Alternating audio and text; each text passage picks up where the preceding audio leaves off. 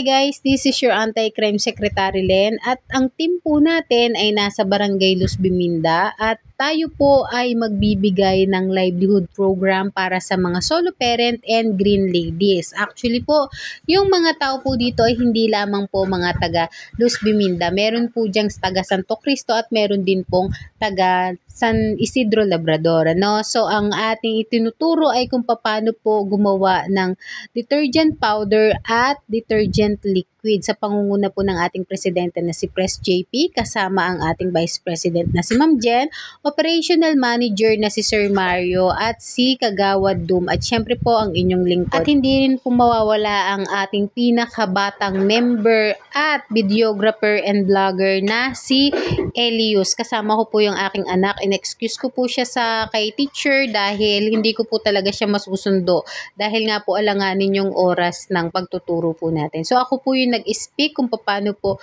gumawa ng detergent powder at syempre po nakipag-participate po yung ating mga participant. Hinayaan ko sila na sila yung mismong gumawa nun. Ini-instruct ko lang sila, sinabi ko sa kanila kung ano yung mga function and purpose po ng bawat ingredients para po mas maging familiar sila, lalong-lalo na po kung paano po nila yun gagawin, dadagdagan or babawasan kung ito po ay gagawin nilang negosyo or even po panggamit lamang po sa pang-araw-araw na pangangailangan at panglinis sa loob ng tahanan.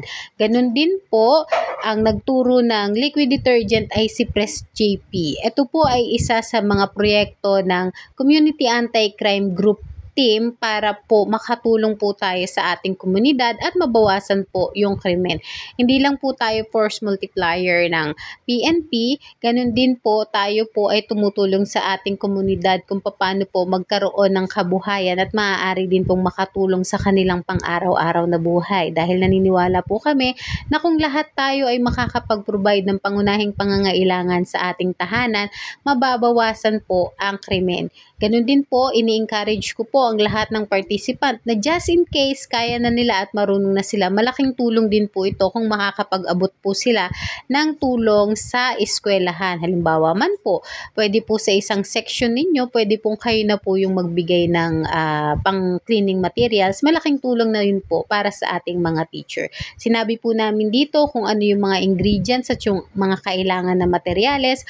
Pinakita po namin, ipinrovide namin at syempre po hindi po mawawala na bago sila umalis ay meron po silang certificate, nakapagpakain din po tayo kahit simpleng merienda lamang at ganun din po yung certificate po nila ay kanila pong matatanggap at kung gusto po nilang i-continuous ito ay pwede po nila kaming i-reach out anytime po. At ang pinaka nakakatuwa po, kitang-kita nyo naman na ang aming mga participant ay talaga naman pong masaya during the livelihood program at napakaaliwalas din po ng aming paligid dahil nasa ilalim lamang po kami ng mga puno ng mangga at ito po itinuro ko na po sa kanila kung paano po nila gagawin yung procedure at ano po yung mga dapat nilang tandaan doon sa paggawa ng detergent powder. So hinayaan ko sila talaga na sila yung humawak ng mga ingredients, sila yung humawak ng mga materyales at kailangan po nakamas at nakagloves dahil po medyo powdery nga po yung ginagawa nila.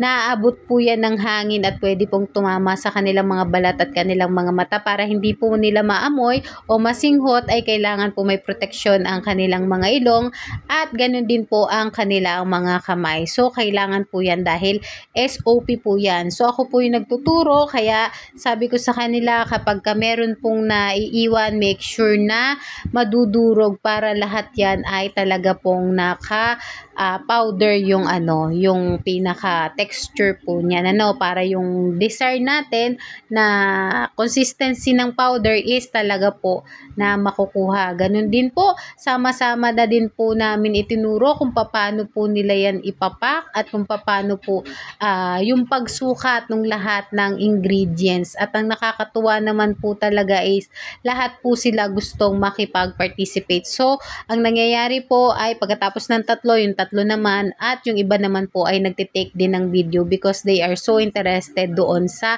tinuturo dahil napakalaking tipid na nga po niyan kapag po gagamitin mo lang na panggamit sa bahay, at magandang pang negosyo na rin po dahil po premium yung quality ng ating detergent powder. So makikita po ninyo sila na talagang nagtutulong-tulong para madurog po yung surfactant. Ang mga participant po natin ay yung mga single parent, tapos yung iba naman po ay para dun po sa green ladies. At nilagay na po nila yung sprinkles kung saan yung mga nakikita po ninyo sa powder detergent na mga kulay-kulay. Ang tawag po dun is yung sprinkles. Sinuli na lang po namin yung scents para po sigurado na nahalong-halo, at yung foam booster at yung stain remover po. Ayan po. Natutuwa naman din po kami na nakikita namin na talagang nagtutulong-tulong yung aming mga participant, at bukod po doon, syempre nagbigay din po kami sa kanila ng sample ng mga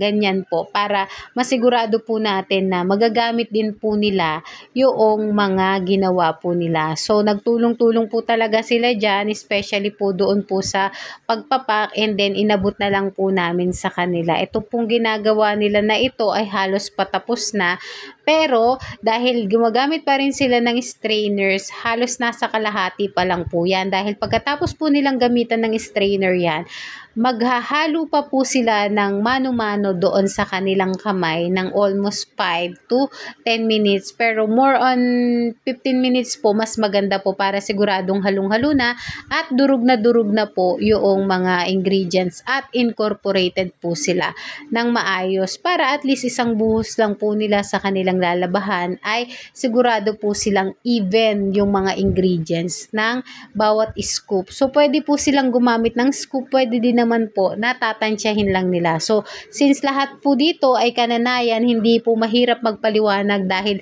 yan pong mga yan ay veterana na pagdating po sa paglalaba, at lahat po sila ay talagang gusto rin po na magamit yung kanilang mga natutuhan para po makatulong sa kanilang pamilya, at meron pong mga business din po yung purpose po nila. Kung gusto naman po ninyo na magpa-line up at magpaturo sa inyong mga organization or grupo, pwede nyo rin po kaming i-message dito sa aming group, o kaya naman po ay tawagan kami para po ma-schedule po natin. Hindi po natin mapagsasabay-sabay, pero pwede naman po natin mapagsunod-sunod, basta po maayos lang natin yung schedule. So again po, ang tinuturo po namin ay kung paano po gumawa ng mga cleaning materials, katulad po ng detergent powder at detergent liquid. Meron din pong mga liquid soap, meron din pong mga hand soap.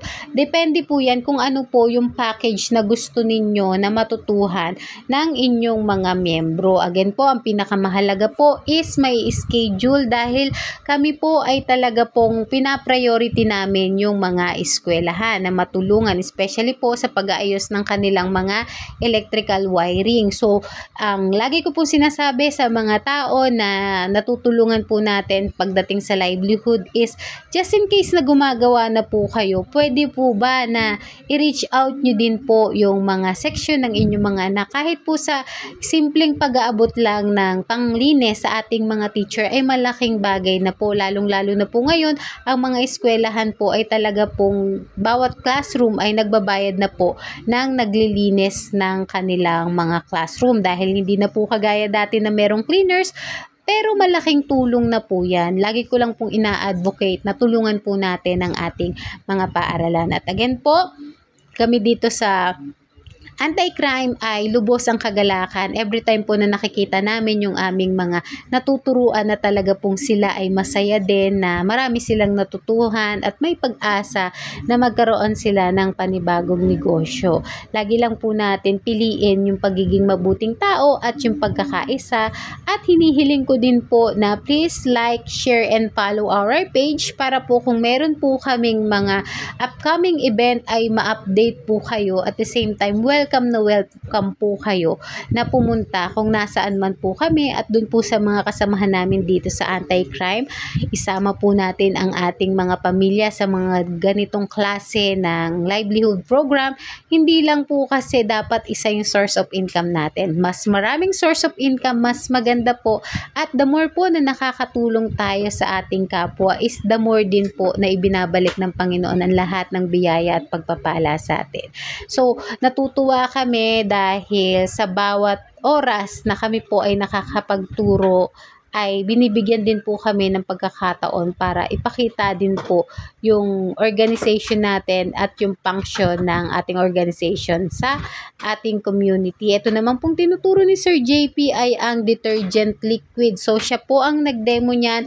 At the same time, yung mga participant po natin ay nagsalitan lang din po para at least lahat po sila natututo. Maliit lang po yung ating crowd, no? Maliit lang yung number ng ating mga participant. Kaya po nakakatuwa dahil ayan po, pagkatapos po ay binigyan natin sila nung kanila mismong mga ginawa na liquid detergent at yung powder na detergent din po. So kitang-kita po na every time na inaabot nila yung para sa iuuwi nila ay magalak din po talaga sila. No? Syempre hindi naman po tayo papayag na wala tayong maibibigay na sample doon sa ating mga participant. So sabi nga po nila, yes, meron na kaming panlaba at meron na kaming 2 sample na pwede naming pag-aralan kung paano at alin dito yung mas ipa-priority daw po nila na gagawin. Ano? So yun lamang po, like and share our video, follow nyo po yung ating page at every time po na meron po tayo mga upcoming event, pwede po kayong pumunta doon at yung mga susunod pa po nating activity sa iba't ibang barangay dito sa Dasmariñas at hopefully po yung mga eskwelahan din para dun po sa mga magulang may special need yung kanilang mga anak ay mabigyan at matulungan din po natin sila ng pwede nilang magamit para makatipid sa pang-araw-araw na pangangailangan sa kalinisan sa loob ng tahanan at maaari din po nilang magamit para po maging negosyo at makatulong at makapagbigay po ng financial support doon sa kanila mga anak na merong mga special needs at syempre makatulong po doon sa ating community at sa ating mga paaralan. I hope po na-enjoy po ninyo at natutuwa po kami dahil alam ko po na maraming natutuhan yung ating mga participants sa araw na to. Kami po dito sa Anti-Crime ay nagpapasalamat din sa inyo sa pagkakataon na ipinagkaloob ng Panginoon para makilala namin kayo at matulungan po natin yung isa't isa. Kitang-kita nyo naman po kung gaano sila kasaya. Yun lamang po. God bless everyone!